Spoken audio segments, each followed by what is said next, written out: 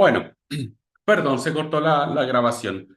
Entonces decíamos, ¿verdad? Y que dice, el judaizante decía, bueno, miren, aquí están mis obras, ya me gané todo. Y como decía, hay muchos hermanos que aún siguen pensando que hay que hacer obras para ganarse la salvación, ¿verdad? No se sienten seguros de eso, habría que revisar la carta a los Gálatas. Bueno, Pablo diría, voy a parafrasear a Pablo con un poema que dice, no, ya he de gloriarme jamás, oh Dios mío, de aquellos deberes que un día cumplí. Mi gloria era vana. Confío tan solo en Cristo y su sangre vertida por mí. Por fe, conociendo su amor que redime, hoy llamo tinieblas a lo que antes mi luz. Mi propia justicia se torna en oprobio y clavo mis glorias al pie de su cruz. Sí, todo lo estimo cual pérdida vana y alego las obras del buen Salvador. Oh, pueda mi alma anidar en su seno, vivir de su vida, gozar de su amor. Por más que a tus leyes viviera sumiso, no puedo, Dios mío, llegar hasta ti, mas sé que en tu gracia la fe me habilita si alego las obras de tu Hijo por mí.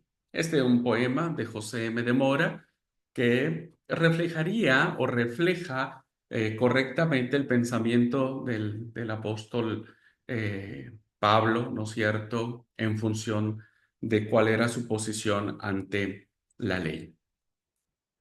Para él, para Pablo, lo único esencial no era que una persona pudiera ser por Dios, sino lo que Dios ya había hecho en ella. Pero discutirían los judíos, la cosa más grande de nuestra vida nacional es la ley, dirían ellos. Ellos discutirían eso. Lo más importante para un judío, para alguien que es temeroso de Dios, es el cumplimiento de la ley, pues Dios le dio a Moisés la ley. Y entonces eso es importantísimo, responderían los judaizantes. De la ley depende toda nuestra vida. Y entonces este era el gran conflicto. ¿Cómo me decís que ahora tengo que menospreciar lo que durante muchos años fue lo más importante para la vida del pueblo, que era la ley, ¿no? La Torá? Así que espera un momento. ¿Quién fue el fundador de nuestra nación? Preguntarían.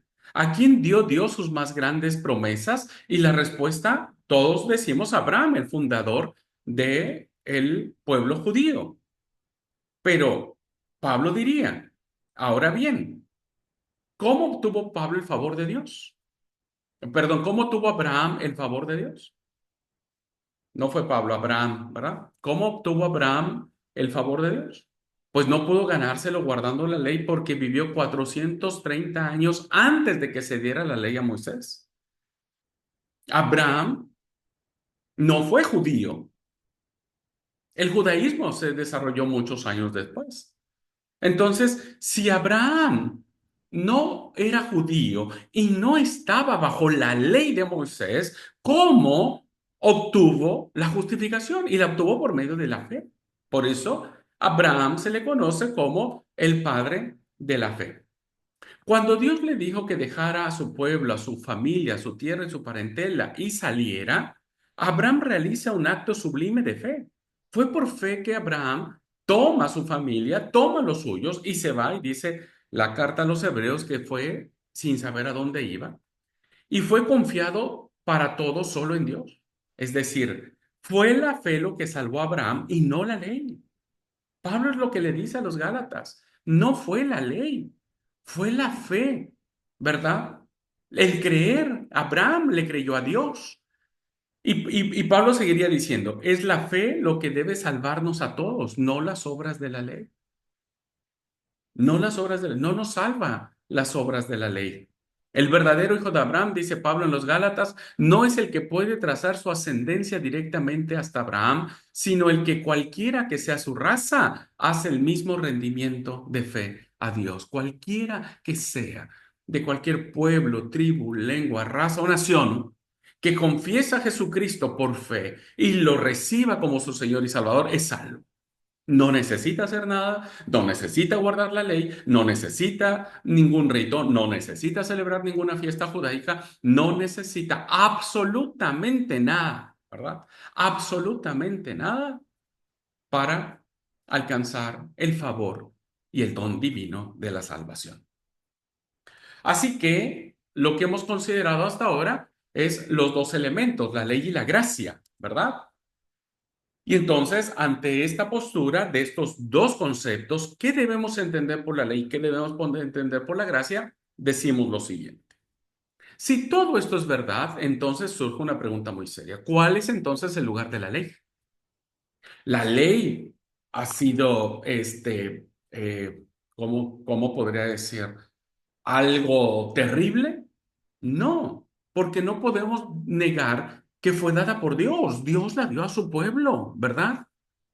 Entonces no la podemos negar como algo malo, como algo, ay, así, ¿no? No sé, chocante, diría. No la elimina sencillamente esa insistencia en la gracia. Y no, hermano, la gracia no anula la ley, por la ley tiene su propio lugar en el plan de salvación. ¿Por qué es importante la ley?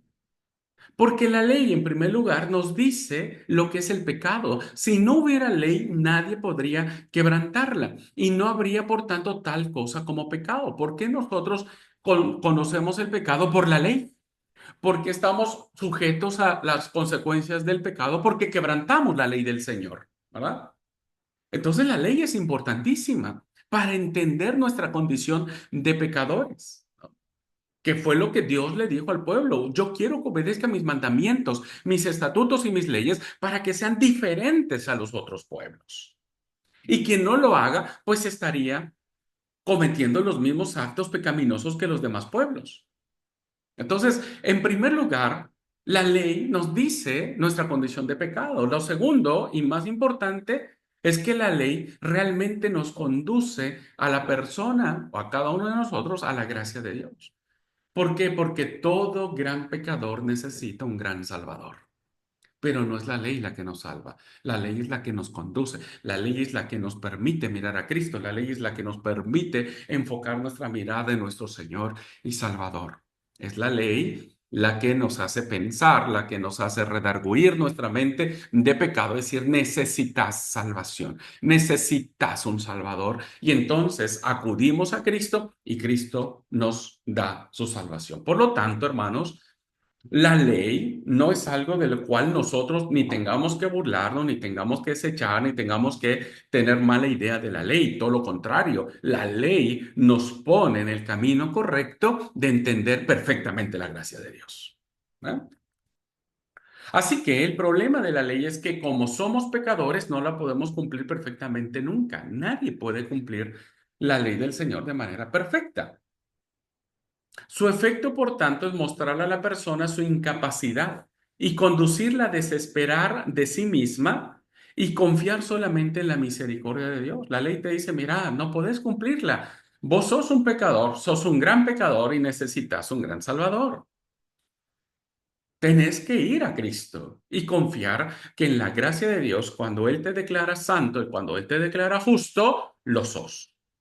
La ley nos convence de nuestra propia insuficiencia y por último nos impulsa a admitir que lo único que nos puede salvar es la gracia de Dios. En otras palabras, queridos alumnos, la ley es la etapa esencial en el camino de la gracia. Nosotros no pudimos haber llegado a Cristo si la ley no nos hubiera guiado a Él.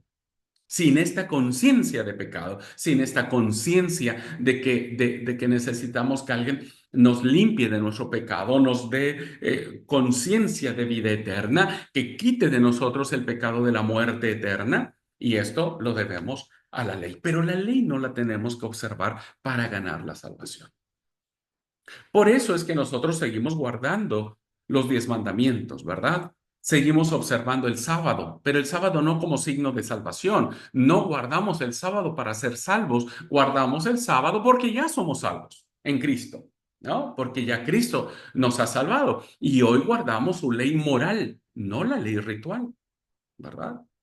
Hoy no necesitamos circuncidarnos, hoy no necesitamos celebrar cabañas o la Pascua o cualquier otro rito judaizante. La ley nos sigue dirigiendo nuestra mirada hacia Cristo, de quien obtenemos la gracia de la salvación. Así que el gran tema de Pablo en esta epístola a los Gálatas, hermanos, es que no podemos salvarnos a nosotros mismos. Eso lo explica Pablo, porque este es el problema que tenían los Gálatas. Había venido un grupo judaizante que había dicho, ¿sabe qué? Nosotros podemos salvarnos, judaizándonos. Y Pablo se entera de eso y dice, no, Dios nos ofrece la salvación en Jesucristo por su sola gracia, por su regalo, por esta decisión de Dios. ¿Por qué lo hace Dios? Olvídese, no sabemos, no lo entendemos, pero es por gracia de Dios. Muy bien, así que hasta aquí, hermanos, este es a grandes rasgos el tema central que aborda la carta a los Gálatas. Bueno, tenemos el sumario de información básica.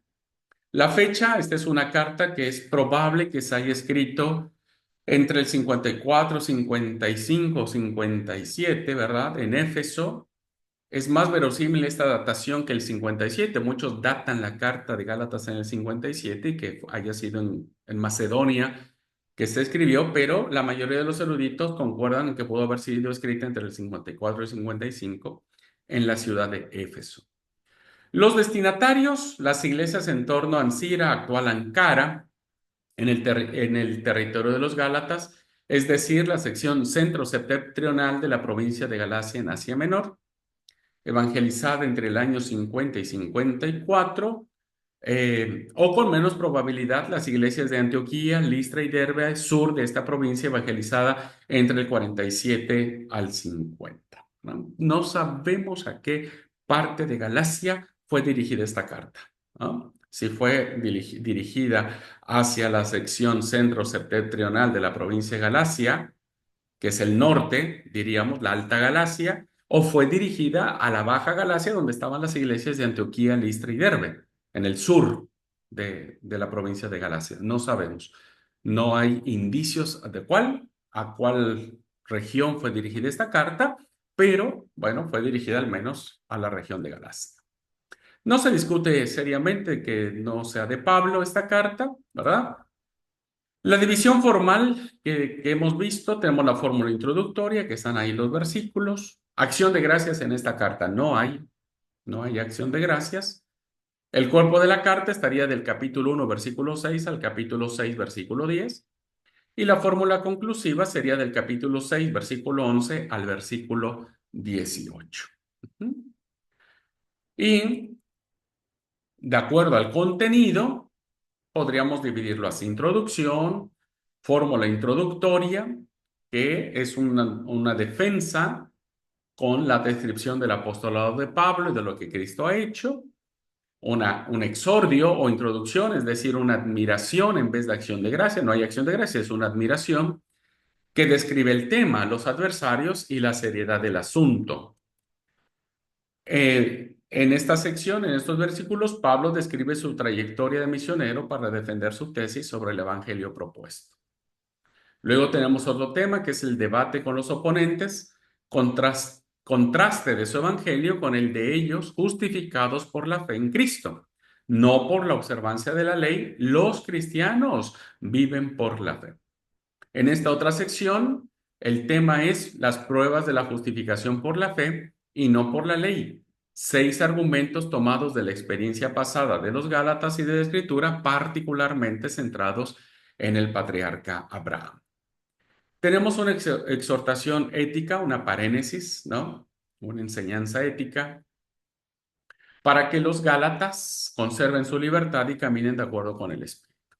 Y tenemos una conclusión, autentificador escrito por la propia mano de Pablo, como distinto de la letra del escriba que tomó la carta al dictado, y la recapitulación de actitudes respecto a la circuncisión, y finalmente la bendición que el apóstol Pablo. Bueno, estos datos están ahí para que ustedes los puedan tomar cuando quieran profundizar mucho más en la carta a los Gálatas. Bueno, tomen estos bloques de contenido, ¿no es cierto? Y ahí va a ser mucho más provechoso entender lo que Pablo escribe en la carta. Bien, entonces es así como terminamos lo que es la carta a los Gálatas. Bueno, vamos a iniciar ahora lo que es el estudio de la carta a los Corintios. Vamos a ver A ver, un segundito, por favor. Vamos a analizar ahora otra hermosa carta, que es la carta a los Corintios. Y voy a compartir la pantalla, así nos guiamos en la presentación. Un segundito.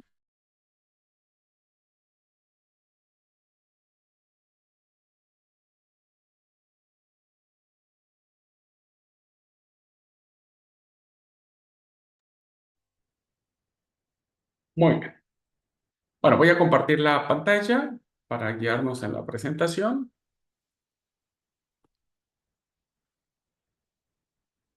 Y tenemos lo que es la carta a la comunidad de Corinto, ¿no? Bien, vamos a ver un poco sobre esta carta. Primero tenemos que hacer un recorrido, un análisis contextual de lo que era Corinto, ¿verdad? Para poder entender los distintos temas. No los vamos a abarcar acá en la clase. Tendríamos que desarrollar un diplomado en cartas paulinas, tal vez, o en solo la carta a los Corintios. Pero es muy importante conocer el contexto de Corinto, perdón, para conocer mejor la carta. Corinto, como la llama un autor Farrar, se le conoce como la feria de las vanidades del mundo antiguo, ¿verdad? Porque, como vamos a ver, eran medios especiales. La llamaban también a la ciudad de Corinto el puente de Grecia. Alguien también la llamó como el Salón de Grecia, ¿no? El salón de las grandes fiestas y de las grandes lujurias, ¿verdad? Y de los grandes desenfrenos sexuales. Para atraer aún a más gente, en Corinto se celebraban los Juegos Ístmicos, solo superados por los Juegos Olímpicos, que en ese momento se desarrollaban. En Corinto eran los Juegos Ístmicos. Corinto, hermanos, era una ciudad rica y populosa y uno de los más importantes centros comerciales del mundo antiguo. Como consecuencia de ser una ciudad tan grande y que había mucho, ¿no? Es como las grandes ciudades. Imagínense Las Vegas, nunca he ido a Las Vegas, pero bueno, todos tenemos como una idea de lo que son Las Vegas o que son las grandes ciudades, ¿no? Donde hay muchas cosas, se permiten muchas cosas, mucha plata, mucha fiesta, mucho alcohol, mucho baile, mucho sexo, mucho todo, ¿verdad? Consecuentemente, Corinto también era muy corrupta. Corinto tenía otra cara. Por un lado, tenía fama de ser próspera comercialmente, es decir, una ciudad rica, ¿verdad? Pero por el otro, tenía una mala fama. Era la guarida de todo lo malo. Es decir, ¿te querías referir a algo malo? Bueno, habla de Corinto. Incluso fíjense cómo los griegos habían acuñado el término corintiansaisti, que es corintiarse, ¿verdad?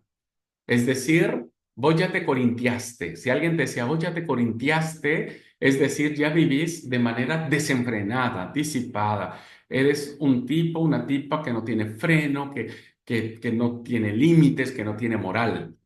Fíjense el concepto que se tenía de la ciudad de Corinto por su relajamiento moral.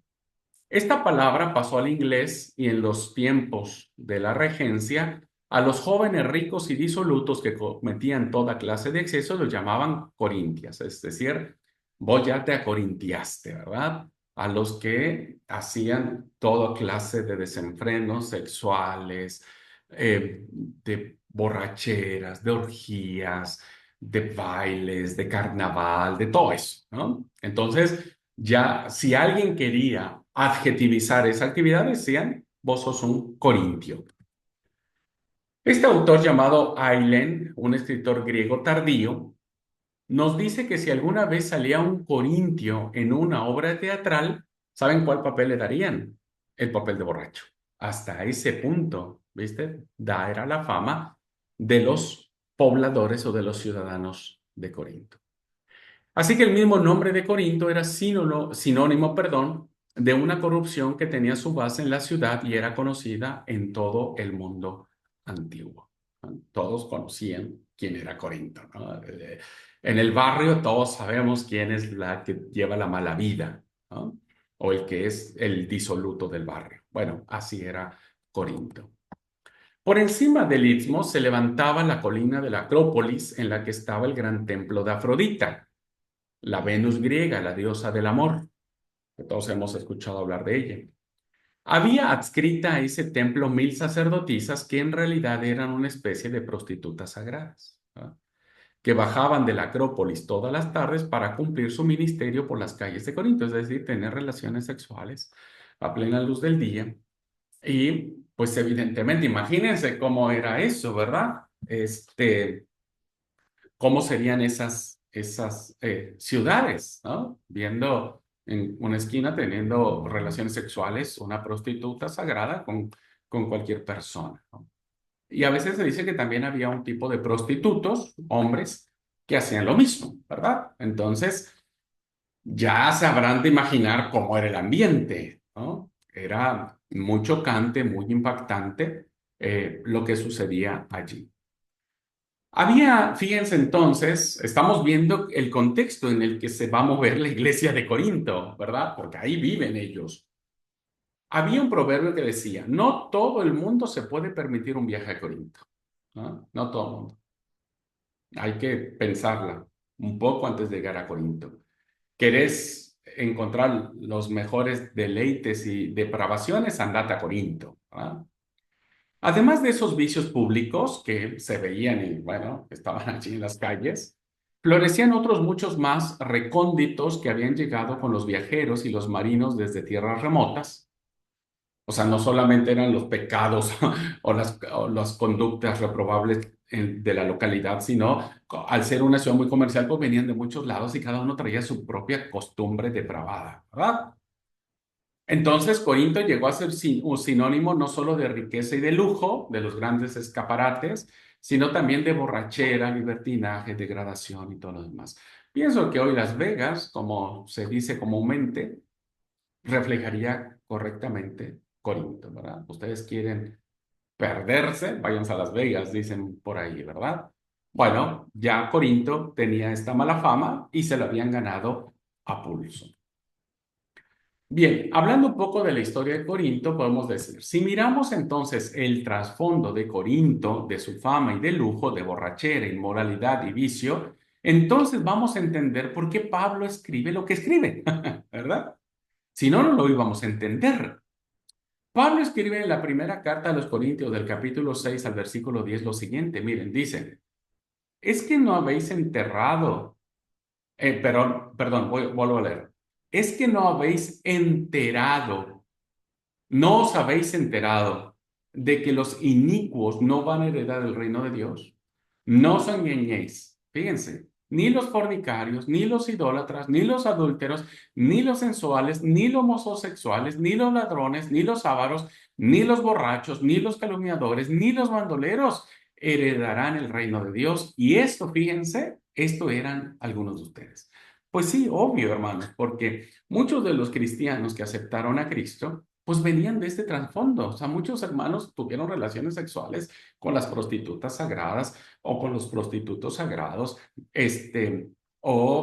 tenían relación entre hombres o robaban, y que era muy común, o que se emborrachaban hasta hacer el peor espectáculo, o adulteraban, o qué sé yo, todo lo que tenía que ver con el deleite del cuerpo, pues esto eran ellos.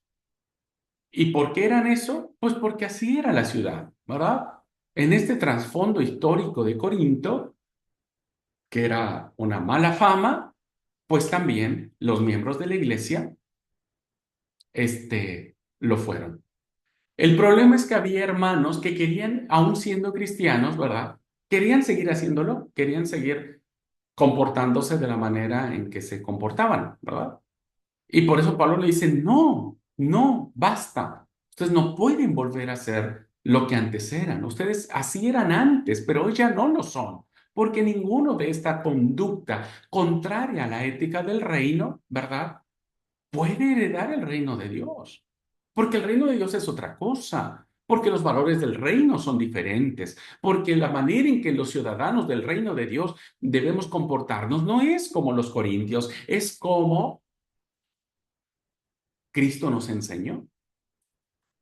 Así que en este lecho del vicio, de la depravación, de la lujuria, las orgías sexuales, todas las imágenes malas que ustedes puedan tener en su mente pasaban en Corinto. Bueno, fue en este lugar donde Pablo va a realizar las obras más notables y donde obtuvo el Evangelio algunos de sus señalados triunfos. Allí el Evangelio triunfa de una manera contundente. En medio de esta ah, ola de inmoralidad, la luz del Evangelio penetra y transforma y cambia la vida de los corintios. Vemos un poco entonces a Pablo en Corinto. Pablo se quedó en Corinto más que en ninguna otra ciudad de las que visitó, con excepción de Éfeso. Había salido de Macedonia a riesgo de su vida, cruzó hasta Atenas, ya lo vimos, salió de donde estaba, ¿no es cierto? De Tesalónica, luego huye a Berea y finalmente llega a Atenas, donde tuvo poco éxito allí en Atenas.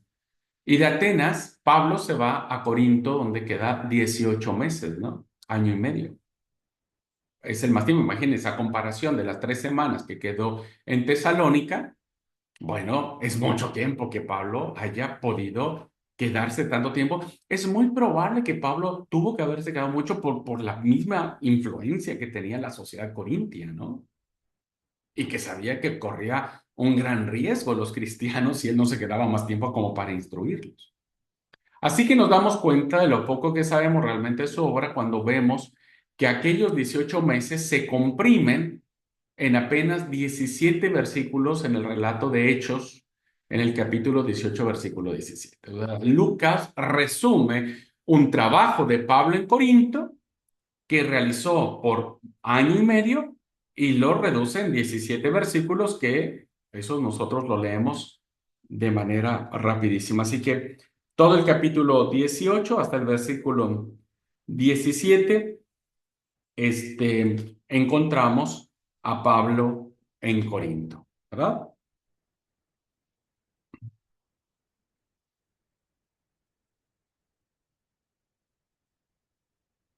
Luego, decimos que cuando Pablo llega a Corinto, se aloja con un matrimonio llamado Aquila y Priscila.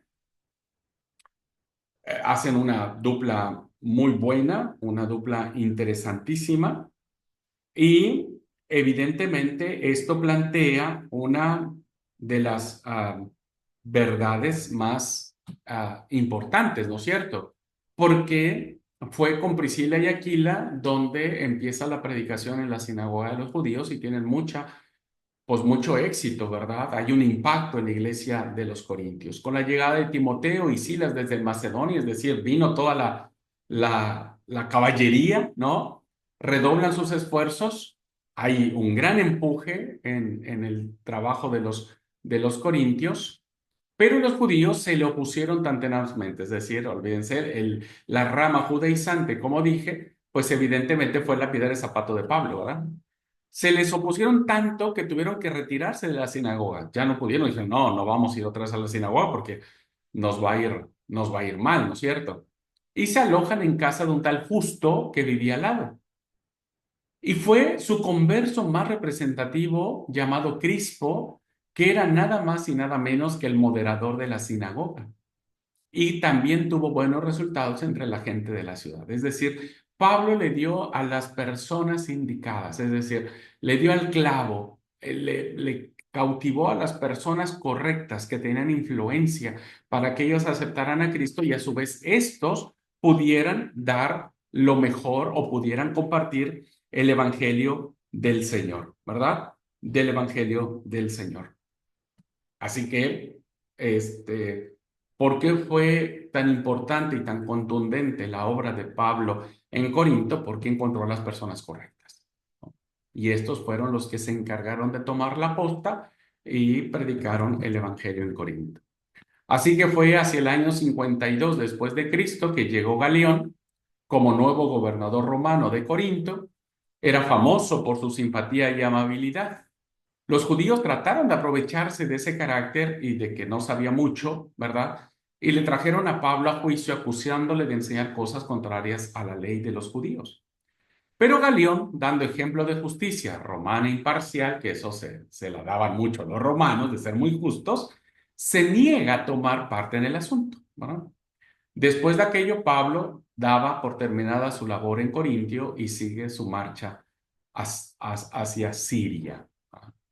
Bueno, esto es parte de la vivencia, esto es parte de las cosas que sucedieron con Pablo. Evidentemente, no conocemos muchas más cosas de lo que Pablo pudo haber vivido, experimentado durante año y medio, pero seguro que vivió muchas cosas, enseñó muchas cosas, compartió el evangelio con muchas personas, se sometió a la presión constantemente, no podía huir porque tenía que consolidar el trabajo hecho en Corinto, tenía que seguir adelante, etcétera, etcétera, ¿no? Y esto fue muy importante.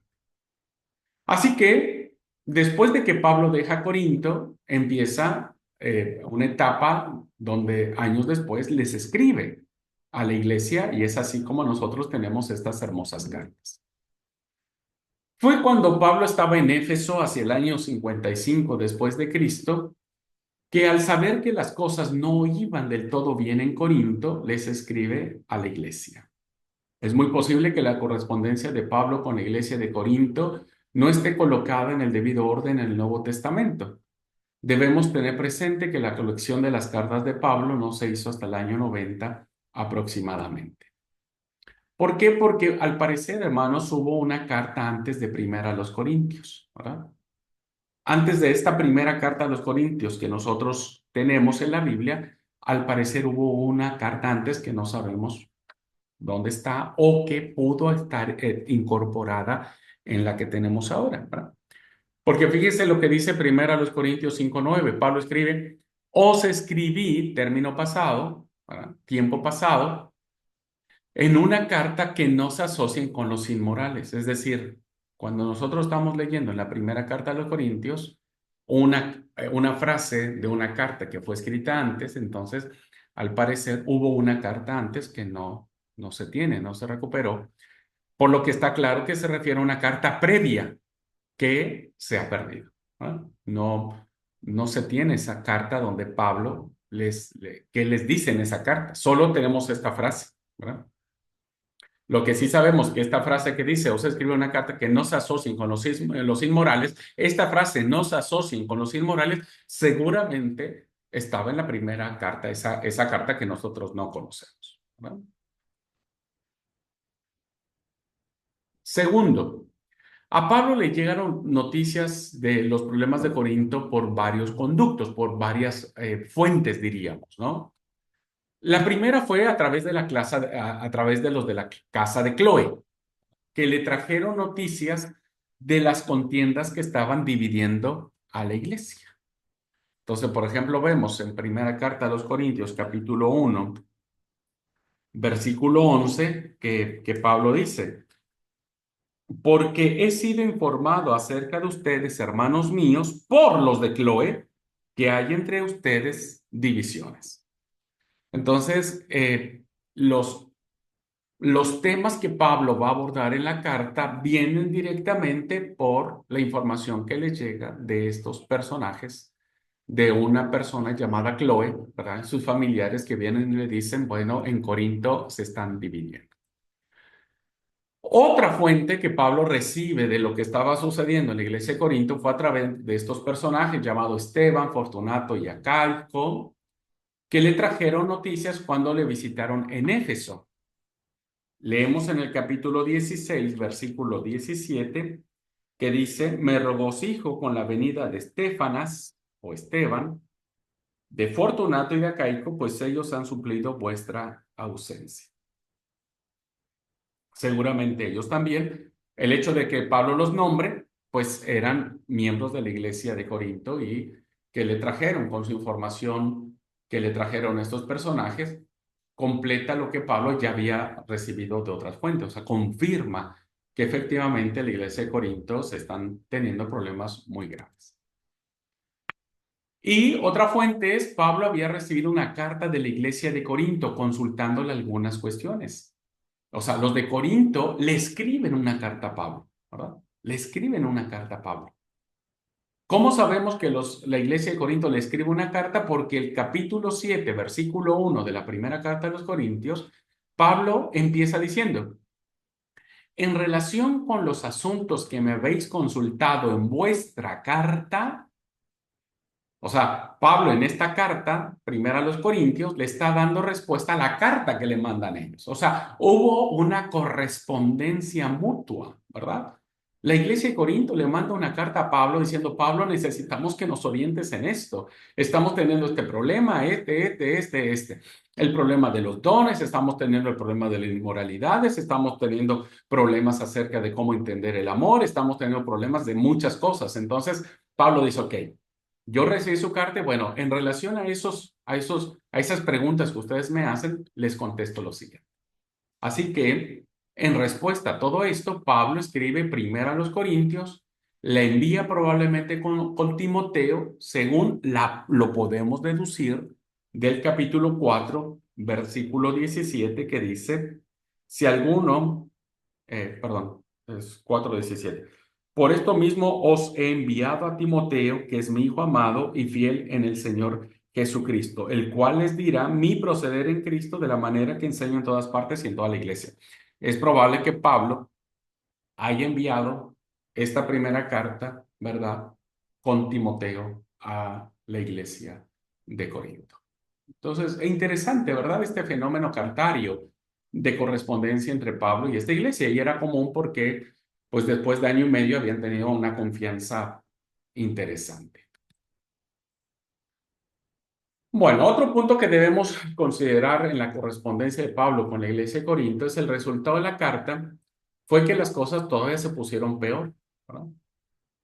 O sea, no le hicieron mucho caso a Pablo en la primera carta. Y aunque no tenemos datos de esto, podemos deducir que Pablo hizo una visita a Corinto. O sea, cuando se entera que no le están haciendo mucho caso y que la situación se está complicando en la iglesia, al parecer Pablo hizo una visita, porque vean lo que dice segunda a los Corintios 12:14. Pablo dice, estoy dispuesto a haceros una tercera visita, es decir, hubo una visita previa, ¿verdad? Una visita previa.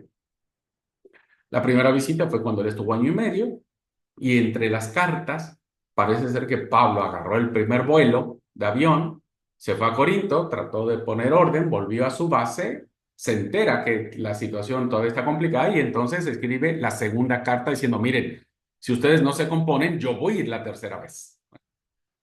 Así que en 2 de los Corintios 13, del 1 al 2, dice otra vez que va a volverlos a ver por tercera vez. Ahora bien, si va a haber una tercera visita, es lógico suponer que hubo una segunda. Bueno, no tenemos noticias nada más que de una vez que fue Pablo a Corinto, la que se cuenta en Hechos 18, como ya expliqué.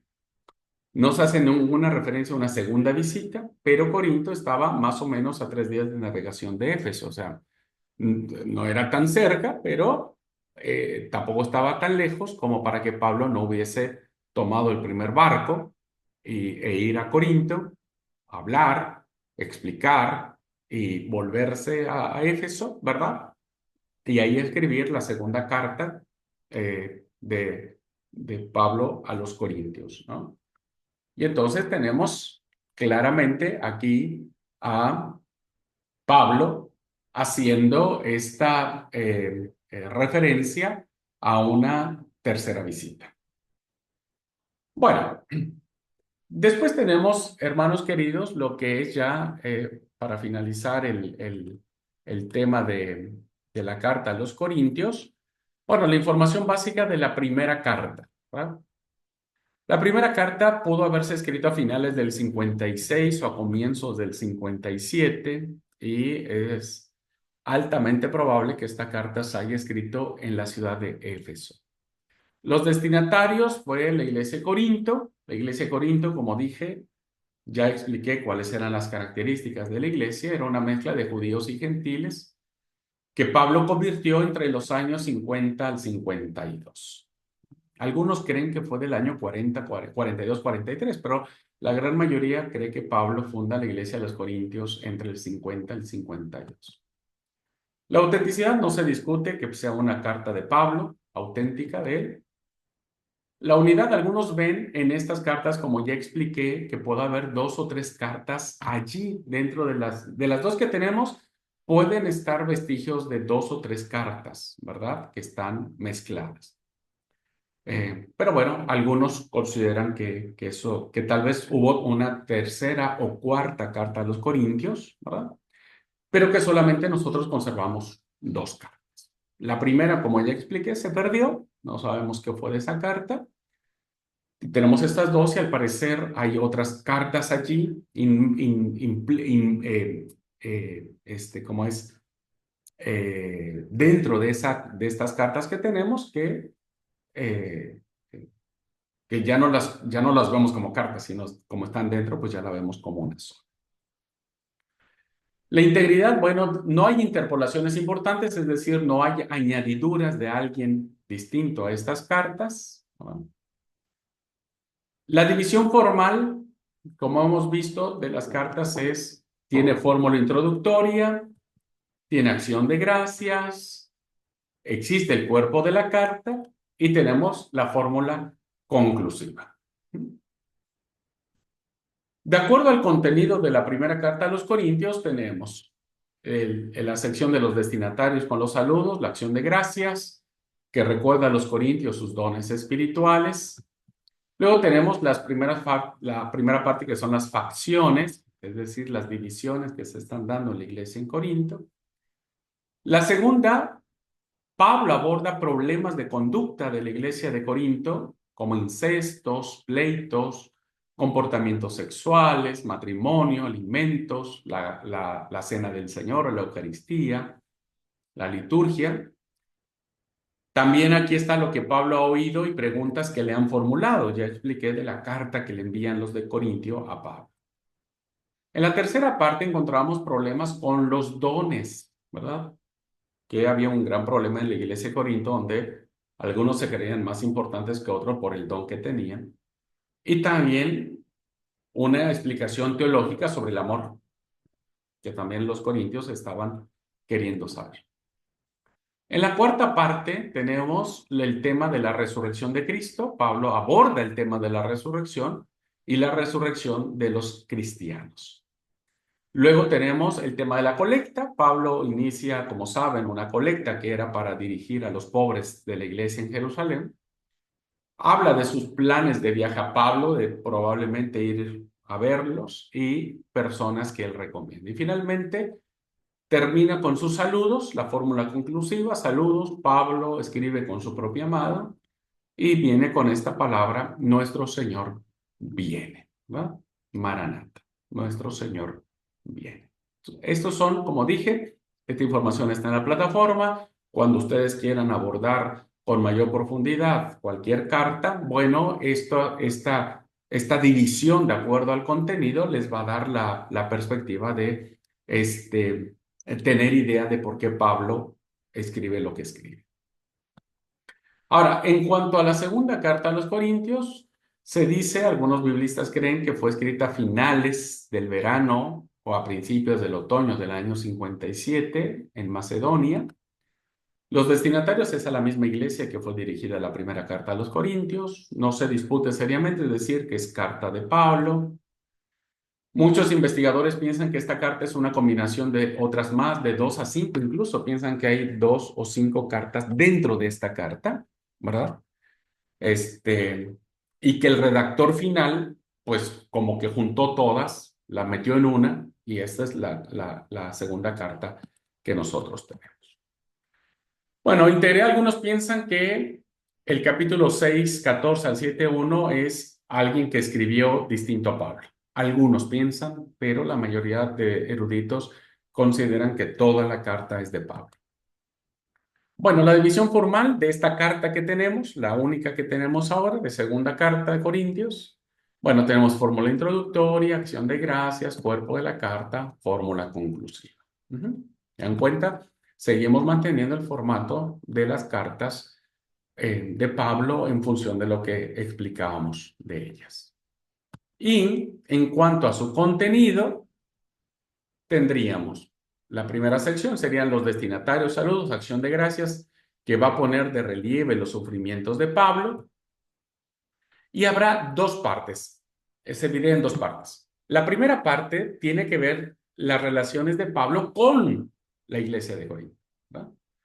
Y entonces ahí habla acerca de la visita que él ha pospuesto y la carta de las lágrimas. ¿Por qué se dice que es la carta de las lágrimas? Porque Pablo llora mucho, ¿verdad? Llora mucho en esta carta. Hay un testimonio de Pablo. Voy a leerlo en segunda carta a los Corintios. Dice el capítulo 2 versículo 4, solo para poner un ejemplo. Dice, porque por la mucha tribulación y angustia del corazón, os escribí con muchas lágrimas, no para que fueseis contristados, sino para que supieseis cuán grande es el amor que yo les tengo, ¿no? Es decir, Pablo amaba tanto a la iglesia de Corinto que derramaba sus lágrimas profundamente para con ellos. Y bueno, luego viene el ministerio de Pablo. La segunda parte tiene que ver con la colecta para la iglesia, dije los pobres de la iglesia en Jerusalén. La tercera parte, Pablo responde sobre las dudas de su autoridad apostólica. Como dijimos, es algo que Pablo va a luchar mucho, ¿no?, contra esto. Y finalmente vendrá la fórmula conclusiva con los saludos y las bendiciones. ¿Ok? Y es así entonces como hemos abordado también la segunda carta, la carta a Corinto, que se divide en primera y segunda carta. ¿Ok? Es muy importante notar entonces, queridos hermanos, que todos los temas que que va a abordar Pablo a la iglesia de Corinto, tienen que ver con su contexto cultural, la inmoralidad que rodea a la ciudad, la inmoralidad que todavía hay en algunos miembros de la iglesia de Corinto y que Pablo va a atacar muchísimo, ¿no? Va a enfrentarse con problemas como el hijo que se está acostando con su madrastra, ¿verdad? Con la esposa del papá, que es su madrastra, está teniendo relaciones sexuales con ella, se va a enfrentar con los aspectos de que algunos todavía querían seguir teniendo relaciones sexuales entre hombres, se va a enfrentar con muchos que todavía quieren vivir la vida corintia que se tenía. Entonces Pablo va a exaltar los principios de los valores del reino, ¿verdad?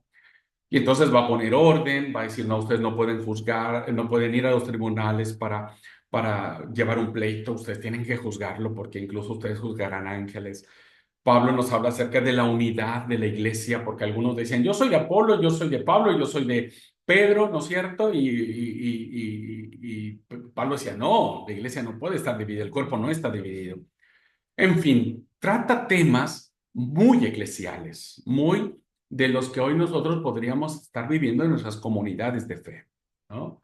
Y que Pablo da una respuesta contundente en relación a que decir, a ver, los valores del reino de los cielos son estos, y estos valores tienen que acatarse, tienen que observarse, tienen que desarrollarse, y de esa manera poder disfrutarlos, ¿no? Así que las dos cartas son una joya de la eclesiología, porque como dije, va a abordar temas muy humanos, muy problemáticos, como los que hoy podríamos estar desarrollando, insisto, en nuestras comunidades de fe. Así que bueno, he puesto las bases para que ustedes puedan conocer el trasfondo que tiene Pablo al escribir esta carta y que ustedes al leerla, bueno, más o menos vayan sabiendo por qué Pablo escribe lo que escribe. ¿Ok? Bueno, pues entonces terminamos así esta clase de este día y les invito a que leamos la siguiente carta, que va a ser la carta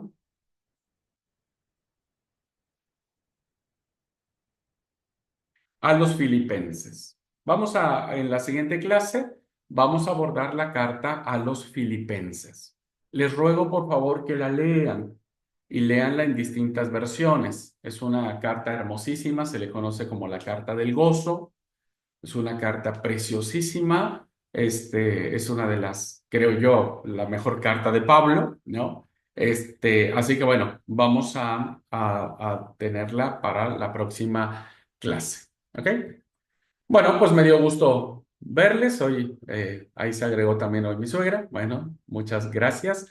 Y nos vemos, queridos alumnos, la próxima semana, Dios mediante. Eh, Cuídense mucho, estudien. Tenemos un fin de largo. Mañana no tenemos clase, no hay clase mañana porque es el 1 de enero. Entonces se suspende la clase en el seminario, así que mañana ustedes no van a tener clase de pastoral familiar.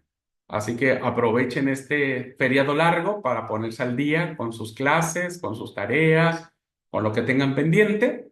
Y bueno, reiniciamos el estudio el próximo lunes. ¿Ok? Bueno, Dios les bendiga, cuídense mucho. Abrazos y Bendiciones. bendiciones.